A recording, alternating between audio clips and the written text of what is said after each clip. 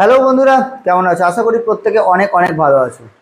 আজকে যে বিষয়টার উপরে আমি কথা বলতে চলেছি এবং যে বিষয়ের উপরে পেন্টিং বানাতে চলেছি, দেখতেই পাচ্ছ তোমরা একদম নিচে যে পেন্টিংটা আছে, এটাই হয়তো তোমরা থাম্বনেলে দেখেছো। আজকে এটা নিয়েই, এই ওয়াটার কালারটাকে নিয়েই কথা বলবো, কি করে কম্পোজিশনকে ধরতে হয়। আজকে এটা আমরা শিখবো যে একটা ফটোগ্রাফি, জাস্ট একটা ফটোগ্রাফি, সেটাকে কিভাবে কম্পোজিশনে ধরতে হয়, কি কি জিনিসকে বাদ দিতে হয় এবং কি কি জিনিসকে দেখতে হয়। তাহলে চলো ভিডিওটা শুরু করি।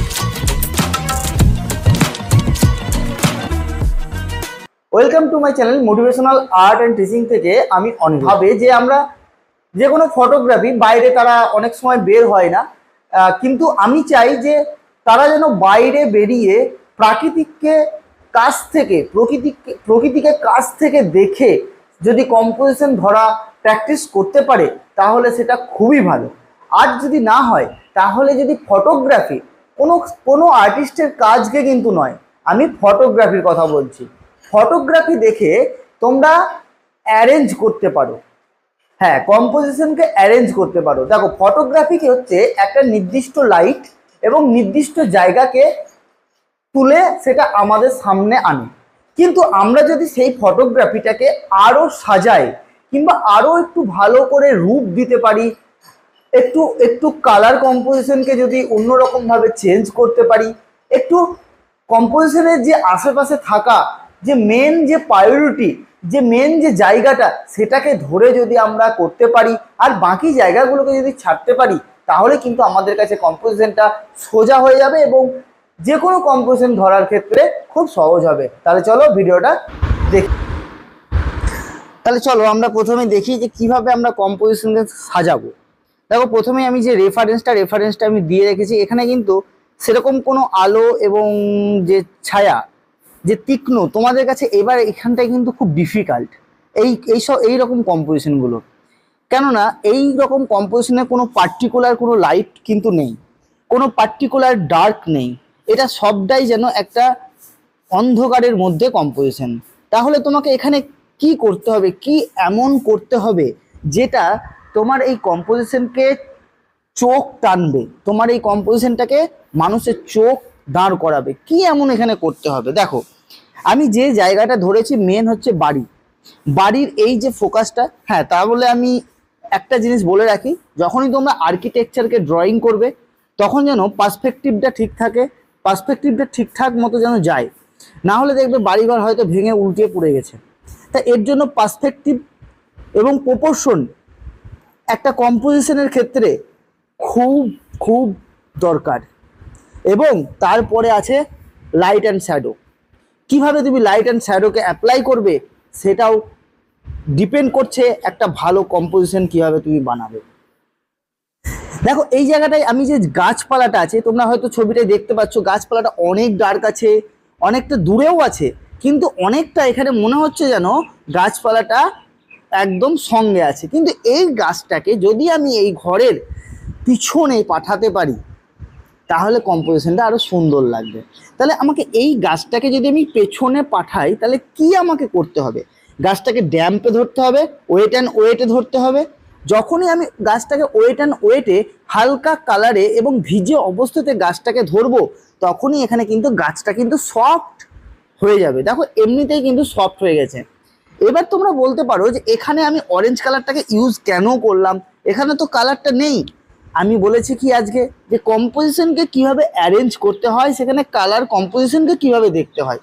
দেখো, এখানে যে কালো যে একটা কালারটা আছে টালির, আমি যদি এই কালারটাকে যদি আমি এখানে দিই তাহলে কি হবে, তাহলে হবে কি, একটা ব্যক্তি যখন তোমার এই ছবিটাকে দেখবে, এই কম্পোজিশনটাকে দেখবে, তখন সে তোমার ওই যে একটা ম্যাটমেটি লাইট, ওই লাইটে কিন্তু ভালো দেখবে না, মানে একটা কম্পোজিশনকে দেখতে চাইবে না যদি তোমার ওই রকম লাইট থাকে। এবার যদি এখানে যদি একটু লাইট এবং কালার কম্পোজিশনের যদি একটু ইন্টারেস্টিং করে যদি পার্টগুলো করা যায়, তাহলে কিন্তু এই কম্পোজিশনটা লোকে এবং দর্শকে দেখবে। আমাদেরকে এটাই মাথায় রাখতে হয়, যখনই কোনো ল্যান্ডস্কেপ বলো, যখনই কম্পোজিশনকে বলো, ল্যান্ডস্কেপকেও আমরা কম্পোজিশনই বলে থাকি। কারণটা হচ্ছে আমরা এদিকে গাছ ওদিকে গাছ, এই যে সমস্ত রকমের গাছ, এইগুলোকে তো আমরা একদম ফটোগ্রাফির মতো হুবহু করতে যাব না। আমরা যাব কি আউটডোরের মতো ফিলটা দিতে হবে, তবে গিয়ে মানুষ সেখানে দেখবে। দেখো যদি তুমি এখানে একটা ফটোগ্রাফি এই এই রেফারেন্সটা তুমি অনেক জায়গায় পেয়ে যাবে। প্রিন্টেস বলে একটা অ্যাপ থাকে, ঠিক আছে? যদি কারোর ফোনে প্রিন্টেস বলে অ্যাপ থাকে তাহলে আমাকে কমেন্ট বক্সে লিখো, কারণ প্রিন্টেস অ্যাপ থেকে আমি এই কিন্তু রেফারেন্সটা নিয়েছি। আমি যদি রেফারেন্স অনুযায়ী যদি ধরি, রেফারেন্স অনুযায়ী আমি সব কিছু ধরেছি, কিন্তু কালার কম্পোজিশনকে, লাইট অ্যান্ড ডার্ককে কোথাও যেন একটু আমি চেঞ্জ করেছি, এটা ছবিটাকে দেখে। কারণ যে পরিস্থিতিতে এই ফটোগ্রাফিটা করা আছে, এই পরিস্থিতিটাই যদি আমি খাতায় তুলি তাহলে এটা দেখতে ভালো লাগবে না, এবং এটা ফটোগ্রাফিটাই ভালো লাগবে, কিন্তু ফটোগ্রাফির জায়গাটাই যদি আমি একদম হুবহু ওটাকে করি এবং ওই কালারই যদি আমি এখানে দিই তাহলে কিন্তু লোকে এখানে দেখবে না, দাঁড়াবে না। ওর জন্য আমাকে কিছু কালার কম্পোজিশনকে চেঞ্জ করতে হলো। এবার যখনই আমি কালার কম্পোজিশনকে চেঞ্জ করলাম, তখনই সামনে যে কালারটাকে আমি মারলাম সেই কালারটার উপরে কিন্তু মানুষের চোখ পড়বে, এবং ওখানেই চোখটাকে বেঁধে রাখতে হবে। এই কথাটা মাথায় রাখতে হবে প্রত্যেকটা আর্টিস্টের। কম্পোজিশন অ্যাকচুয়ালি এইভাবেই ধরে। অ্যাকচুয়ালি তুমি যদি এই স্পটটার সামনে থেকে যদি করো, তখন দেখা যাবে তুমি এরকমই কালারগুলোকে দেখছো।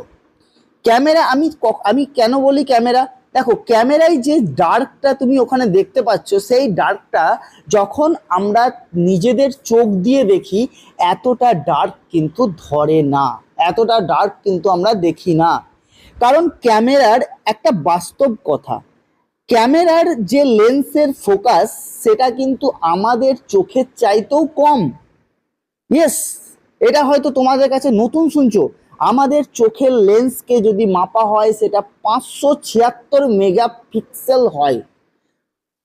আরো একবার বলছি, আমরা যে চোখ দিয়ে আমরা ছবি কোনো জায়গাকে দেখি তখন আমাদের চোখের লেন্স যদি কাউন্ট করা হয় তাহলে 576 মেগাপিক্সেল। তা এই এত বড় একটা মেগাপিক্সেলে আমরা যখন দেখব কোনো আউটডোরকে, তখন সেখানে আমরা অনেক কিছু জিনিসকে দেখব, আরও সেখানকার কালারকে অ্যাকুরেটলি ভাবে দেখব ক্যামেরার থেকে। ক্যামেরা কিন্তু এত মেগাপিক্সেলের লেন্স দিয়ে কিন্তু ছবি তোলে না। তার জন্য কি হয়, যেখানে এক্সট্রিম ডার্ক, তো ক্যামেরা সেখানে এক্সট্রিম ডার্ককেই দেখায়। কিন্তু তুমি যদি অরিজিনালি কোনো ছবিকে চোখ দিয়ে দেখো যেখানে এক্সট্রিম ডার্ক তোমার মনে হচ্ছে, দেখবে তোমার সেখানে এক্সট্রিম ডার্ক থাকে না। কারণ ওই তো একটাই কথা যে আমাদের চোখ 576 মেগাপিক্সেলের সমান লেন্স দিয়ে আমরা আউটডোরকে দেখি এবং বাস্তবটাকে দেখি। যদি এটা নতুন জেনে থাকো তাহলে আমাকে কমেন্ট বক্সে লেখো, আমার উৎসাহকে বাড়ানোর জন্য এবং এরকম ধরনের ভিডিওকে আনার জন্য। তোমাদের একটা সাবস্ক্রাইব আমার কাছে অনেক মূল্যবান, তোমাদের একটা সাবস্ক্রাইব আমাকে অনেক সাপোর্ট দেয় এরকম ভিডিওকে আনার জন্য এবং তোমাদের পাশে থাকার জন্য। তা আশা করছি তোমরা আমাকে সাপোর্ট করবে, আমাকে সাপোর্ট করে এসেছো এবং করবে, এটা আমি তোমাদের কাছে আশা রাখছি। আর আমিও তোমাদের কথা দিচ্ছি আমি এরকমই ভিডিও আনতে থাকবো প্রতিনিয়মিত। কিভাবে কম্পোজিশনকে ধরছি একবার ভালো করে দেখে নেবে, কিভাবে ডার্ক টোনগুলোকে দেখছি। আমি তৃতীয় টোনের বেশি আমি কিন্তু যাব না। দেখো এই কাজটাতে যদি আরো সময় দেওয়া যায় তা আরো আরো আরো বেটার হবে। যেমন ধরো কোনো মানুষের পোর্ট্রেট যদি আমি সময় দিই সেখানে ওয়াটার কালারে, সেখানে যদি টোন বাই টোন কাজ করি তো সেখানে অনেকক্ষণ ধরে কাজ হবে। তেমনি এখানেও অনেকক্ষণ ধরে কাজ হবে, কিন্তু এখানে আমি প্রথম বিগিনার্সদের জন্য বানাচ্ছি, তাই খুব বেশি টোনে আমি যাব না, জাস্ট 3টে টোনকে হ্যান্ডেল করেই আমি এই জায়গাটায় কিন্তু কাজটাকে করব। আমি কি কি জিনিসকে বাদ দিয়েছি আর কি কি জিনিসকে নিয়েছি কম্পোজিশন ধরতে গিয়ে, শুধু এটাকেই লক্ষ্য করো। কারণ আমি ঘরটাকে নিয়েছি, ঘরের কালারগুলোকে কিছু কিছু জায়গায় চেঞ্জ করেছি, কারণ লাইট অ্যান্ড শ্যাডোকে আমাকে ফেলতে হবে, যেখানে কন্ট্রাস্ট আছে সেখানে কন্ট্রাস্ট বাড়াতে হবে, তবে গিয়ে এই জিনিসটার যে ইন্টারেস্টিং, সেই ইন্টারেস্টিং অফ পার্ট যেটা হচ্ছে সামনের দেওয়াল, এই দেওয়ালটাকে আমাকে বার করতে গেলে আমাকে একটু একটু ওয়ার্ম কালারের দিকে কিন্তু ধরতেই হবে। কারণ আশেপাশে যত আমার আছে দেখো কুল কালারে কিন্তু ধরা আছে, কারণ কুল কালার মানেই সেটা দূরে চলে যাচ্ছে, কুল কালারটা দূরে চলে যাচ্ছে। কিন্তু যখনই আমি ওয়ার্ম কালারের টাচ যখনই আমি এই দেওয়ালে দিলাম, তখনই কিন্তু দেওয়ালটা কিন্তু আগে বেরিয়ে এলো। কিন্তু তুমি ছবিতে দেখো দেওয়ালটা কিন্তু গাছপালার সঙ্গে কিন্তু ঢেকে আছে, কিন্তু আমার এখানে গাছপালার সঙ্গে কিন্তু দেওয়ালটা ঢেকে নেই।